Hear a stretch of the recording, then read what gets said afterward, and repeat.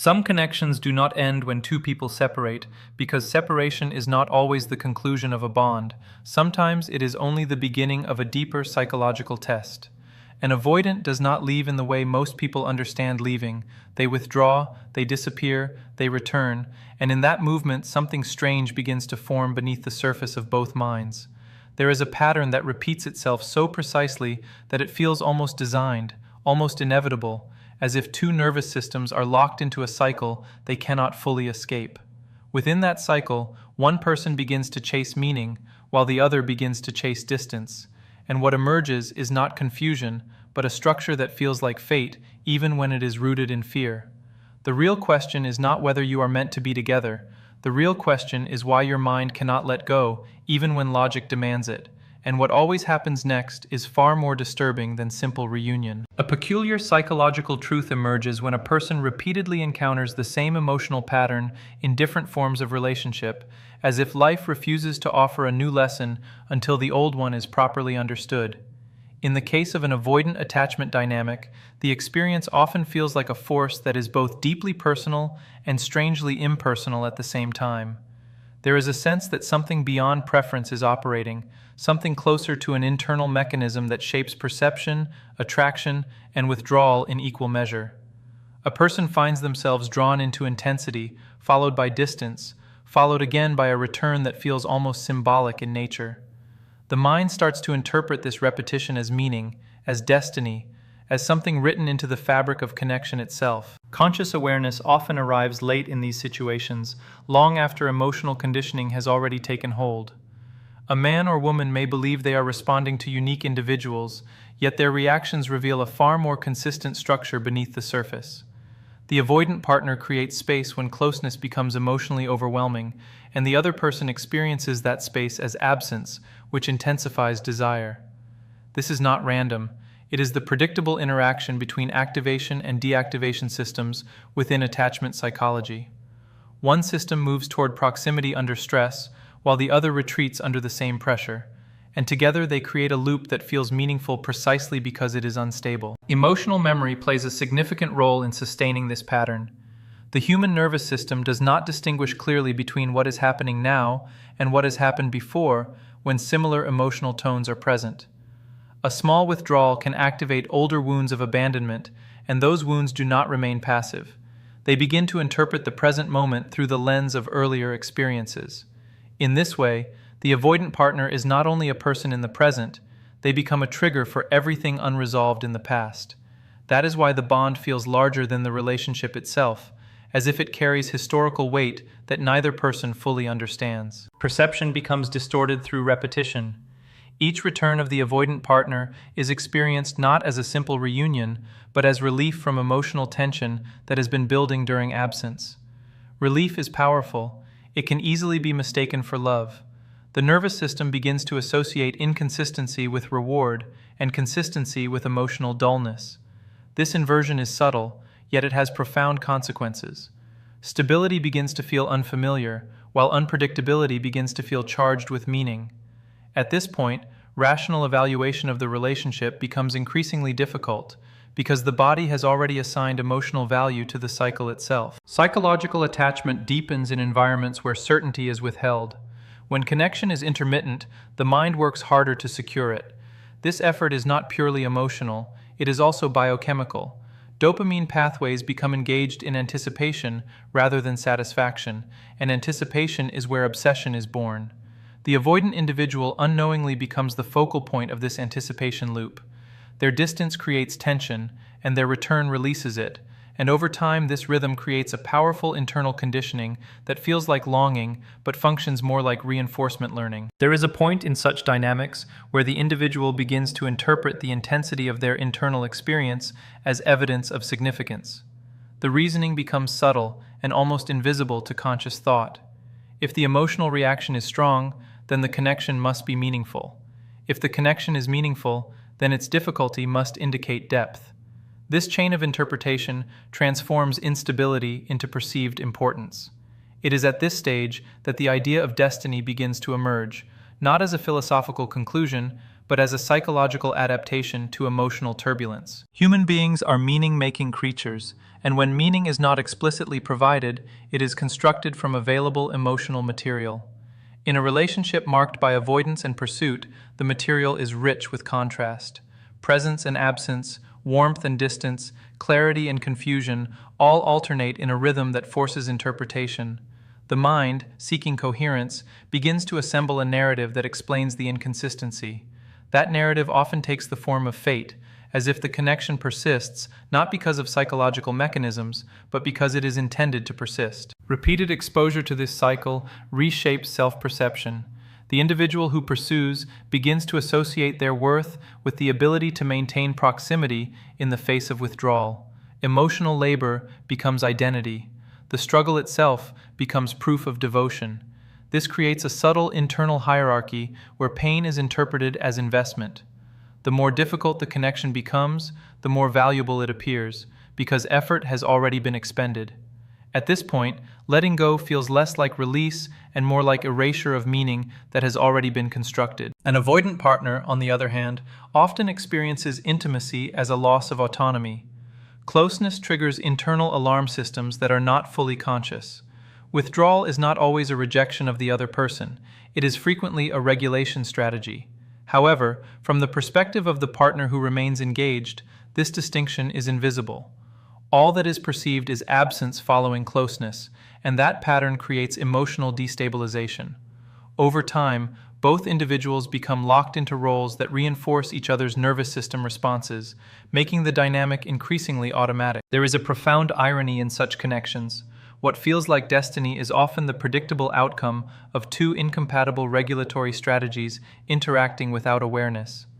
Yet the subjective experience does not diminish in intensity because understanding the mechanism does not immediately dissolve the conditioning. In fact, awareness can initially intensify the experience because it adds reflection to emotion without removing the underlying attachment loop. The mind sees the pattern, yet the body continues to participate in it. At a deeper level, these dynamics force a confrontation with a fundamental question of identity. A person must eventually ask whether they are seeking love or whether they are seeking resolution of internal tension through another person. The distinction is crucial because one leads to relationship while the other leads to repetition. When another human being becomes the site where unresolved emotional material is processed, the relationship takes on a symbolic function that exceeds its actual capacity. It becomes less about mutual connection and more about psychological completion. The intensity that arises in avoidant dynamics is often mistaken for uniqueness, yet intensity alone is not proof of compatibility. It is merely evidence of activation. The nervous system does not differentiate between healthy attachment and activated insecurity in terms of physiological response. Both can feel urgent, both can feel consuming, both can feel like necessity. This is why clarity must eventually be introduced through reflection rather than feeling alone. Feeling is powerful, but it is not always accurate in determining what is stable or sustainable. A critical shift begins when the individual recognizes that emotional repetition is not a sign of destiny, but a signal of unresolved pattern recognition. The same emotional structure appearing in different forms is not evidence of a singular meaningful bond. It is evidence that the internal system has not yet adapted to a new model of relating. That realization does not diminish the experience, but it reframes it. What once appeared as fate begins to appear as familiarity, and familiarity is not the same as truth. When the pattern repeats long enough, something subtle begins to happen inside the mind of the person who is pursuing. The relationship stops being experienced as a relationship in the ordinary sense and starts becoming a kind of internal landscape. The other person is no longer just a partner, they become a reference point around which emotional stability is measured. When they are close, the world feels coherent. When they are distant, the world feels slightly distorted, as if reality itself has lost structure. This is not love in its mature form. This is emotional calibration through another nervous system. A dangerous confusion begins to form at this stage because the intensity of feeling is constantly interpreted as depth of connection. The mind does not naturally distinguish between activation and affection. It only registers the strength of emotional signal. So when the avoidant partner returns after withdrawal, the emotional surge that follows is so powerful that it feels like confirmation. Confirmation of importance, confirmation of uniqueness, confirmation that the bond is somehow above ordinary relationships. But what is actually being reinforced is not connection, it is relief after uncertainty. Relief has a psychological signature that can easily be mistaken for emotional truth. It arrives after tension, it produces warmth, and it creates a sense of narrowing focus where everything else fades into the background. The nervous system remembers this contrast. Over time, it begins to crave the contrast itself rather than the stability that would eliminate it. This is where the loop becomes self-sustaining. The absence creates hunger, and the return creates satisfaction, and the cycle begins to replace the need for consistent presence. In parallel, the avoidant partner is experiencing a completely different internal reality. Closeness for them is not always comforting. It can feel like pressure, expectation, or loss of internal space. So when emotional intimacy increases, their system begins to activate protective withdrawal, not necessarily because of lack of care, but because of overwhelm. Yet this distinction is rarely understood in real time.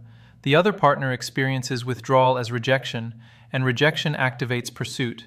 The more one moves away, the more the other moves forward, and the more the other moves forward, the more the first moves away. What emerges is not chaos, but structure, a structured instability that repeats with remarkable consistency. This is why the experience feels so meaningful.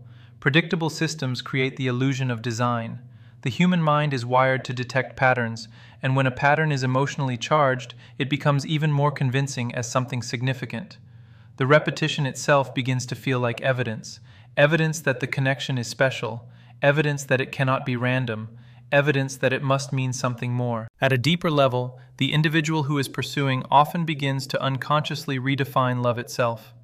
Love becomes associated with effort, with endurance, with emotional strain. If something is easy, it is interpreted as less valuable. If something is difficult, it is interpreted as more real. This inversion is not logical, but it is emotionally learned. It often originates from earlier experiences where inconsistency was normalized, where attention had to be earned, where closeness was conditional rather than stable. Once this internal model is established, the avoidant dynamic fits into it perfectly. The inconsistency validates the pre-existing belief that love must be worked for, that it must be proven, that it must be chased. In this way, the relationship does not create the belief, it activates it. And once activated, the belief begins to interpret every interaction through its lens. Even moments of clarity are reinterpreted as temporary, and even moments of distance are reinterpreted as meaningful tests. There is a point in this cycle where identity begins to form around persistence. The person who pursues begins to see themselves as someone who does not give up easily, someone who is deeply committed, someone who can endure emotional uncertainty for the sake of connection. This identity feels noble, it feels strong, but it also becomes binding. Because once endurance becomes identity, letting go feels like betrayal of self rather than adjustment of strategy. Meanwhile, the avoidant partner often does not experience the same narrative intensity. Their withdrawals are usually not calculated. They are reactive. They are attempts to regulate internal emotional load. But from the outside perspective, each withdrawal accumulates symbolic meaning. Each disappearance becomes evidence of emotional unavailability. Each return becomes evidence of lingering attachment. The mind of the pursuing partner begins to oscillate between hope and doubt, and both states are equally energizing to the nervous system. This oscillation is where attachment deepens most aggressively. Stability does not produce the same neurological engagement as uncertainty. Uncertainty creates prediction errors, and prediction errors keep the brain engaged. The relationship becomes a source of constant recalibration. Every interaction is analyzed, interpreted, and stored as part of an evolving emotional map. Over time, the map becomes more important than reality itself. The person is no longer reacting to what is happening, but to what the pattern suggests might happen next. At this stage, external advice often fails to penetrate the experience. Friends may point out inconsistency, logic may highlight incompatibility, yet none of this dissolves the internal loop because the loop is not maintained by logic. It is maintained by emotional conditioning and nervous system reinforcement. The body has learned the rhythm, and the body does not easily unlearn rhythm through argument alone. A deeper realization eventually becomes unavoidable for those who remain inside this pattern long enough. The intensity they are experiencing is not proof of destiny, it is proof of activation. It is not evidence that the relationship is meant to be, it is evidence that the relationship is emotionally charged in a specific and repeatable way. And anything that can be repeated under the same conditions is not destiny, it is mechanism. Yet even this realization does not immediately end the cycle, because knowing a mechanism intellectually is not the same as dissolving its emotional hold. The nervous system must be retrained through different experiences, not just different thoughts. And until that happens, the pattern continues to feel alive, meaningful, and strangely inescapable, as if something is pulling both people back into the same orbit again and again, regardless of intention or understanding. At a certain point in this cycle, something begins to shift that most people do not immediately recognize, because it does not arrive as a clear decision or a dramatic ending. It arrives as fatigue. Not physical fatigue alone, but emotional exhaustion that comes from repeated internal recalibration. The mind becomes tired of interpreting signals that never stabilize, tired of assigning meaning to patterns that refuse to resolve into clarity. And yet, even in that exhaustion, the attachment does not simply disappear, it transforms. The transformation is subtle. The person who was once chasing begins to slow down internally, not because desire has vanished, but because the cost of desire has started to outweigh its reward. Every return from the avoidant partner no longer feels purely like relief. It begins to carry an undertone of predictability, and predictability, in a system built on unpredictability, feels almost disappointing.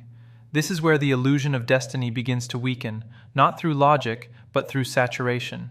The emotional system has experienced the cycle so many times that it stops producing the same intensity. Yet the avoidant dynamic does not dissolve easily, because both sides have been shaped by it.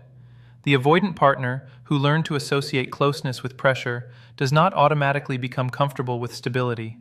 The pursuing partner, who learned to associate love with uncertainty, does not automatically become comfortable with consistency.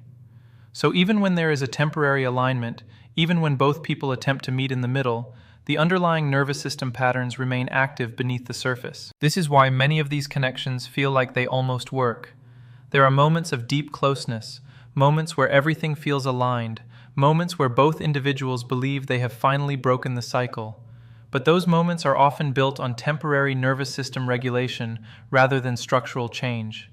Once emotional intensity returns, the old pattern reasserts itself with surprising speed. The avoidant retreats, the pursuer activates, and the cycle resumes, not because of lack of insight, but because of lack of internal reconditioning. There is a painful truth here that many people resist accepting. Emotional chemistry is not the same as relational compatibility. Chemistry is about activation.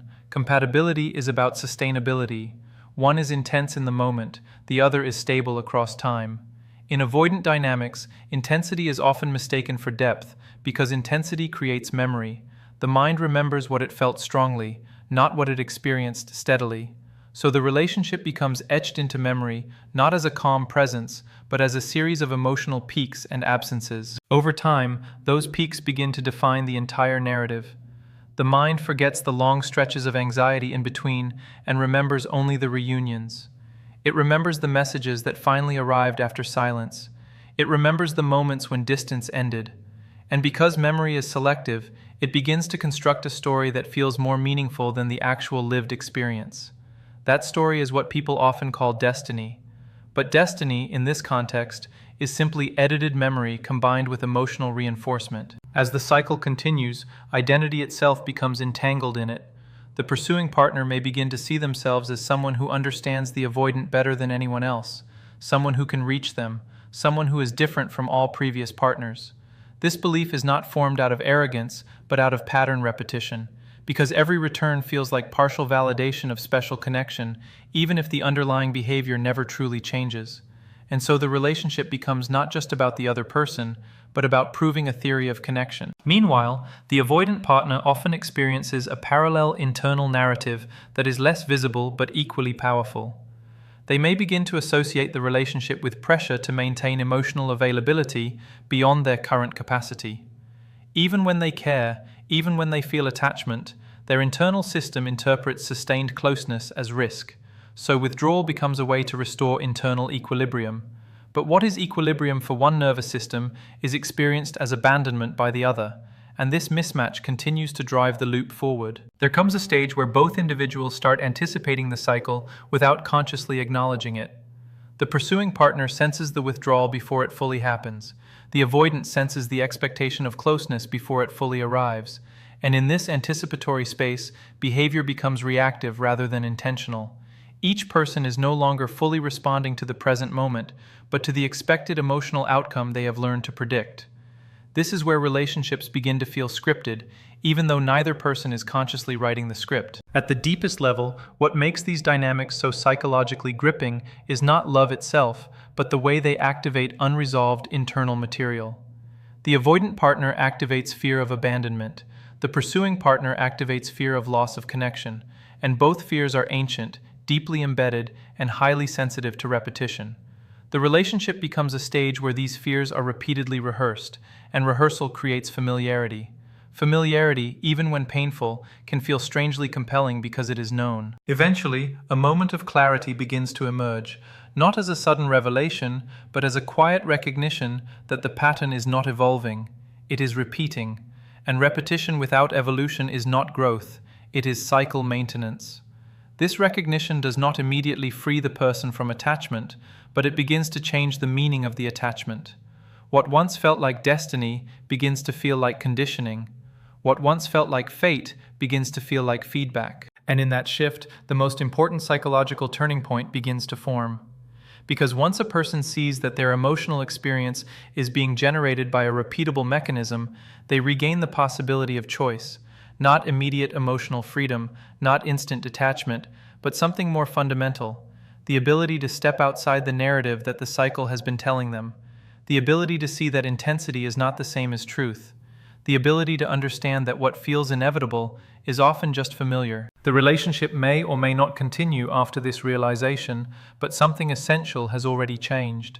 The person is no longer fully inside the illusion that repetition equals destiny. They begin to see that connection is not defined by how strongly it pulls, but by how steadily it holds.